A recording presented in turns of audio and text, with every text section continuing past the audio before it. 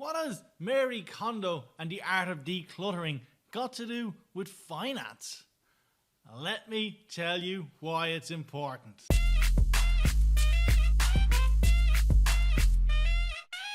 Hi folks, Cameron-Sweeney here with another tip on how to be a better finance business partner. And today I want to talk about Marie Kondoing your finance reports.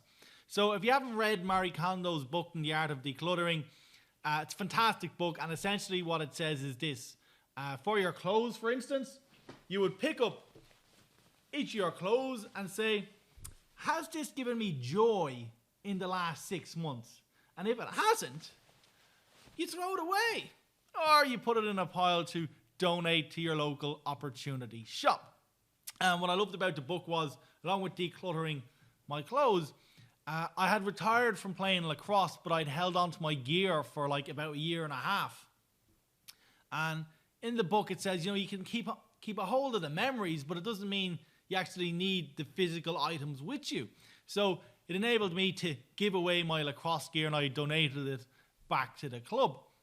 But it really got me thinking about when I was working in finance transformation, and we were putting in a new BI system and therefore building or rebuilding all the reports. So the first thing we did was we made an inventory list of all the reports that were in the finance department.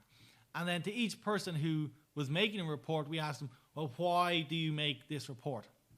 And too often there was an answer of, well, when I was trained into this role, 2 years ago, I was told to build a report, and I still do. So because there was too many of these I don't know reports, we asked the CFO for permission to turn those ones off. And if anybody screams, we can always recreate them.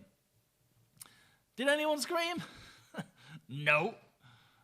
So how many reports? We've been putting out heaps of reports that nobody actually reads. So why should you be decluttering your finance reports?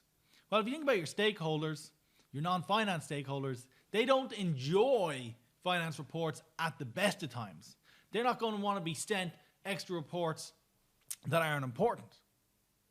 So if you start going through what people aren't using, you can bring that list down, and then your stakeholders only receive so many reports, and then they know that those ones are actually important. The second reason you should declutter your reports or revise or review your reports is it's an ever-changing world.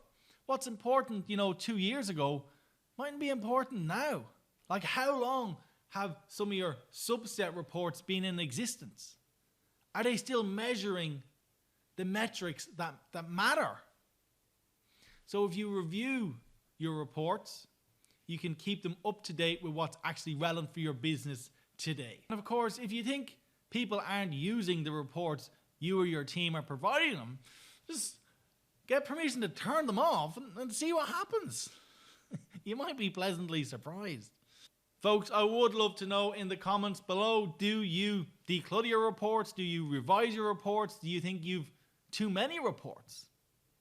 Let me know how things are at your business.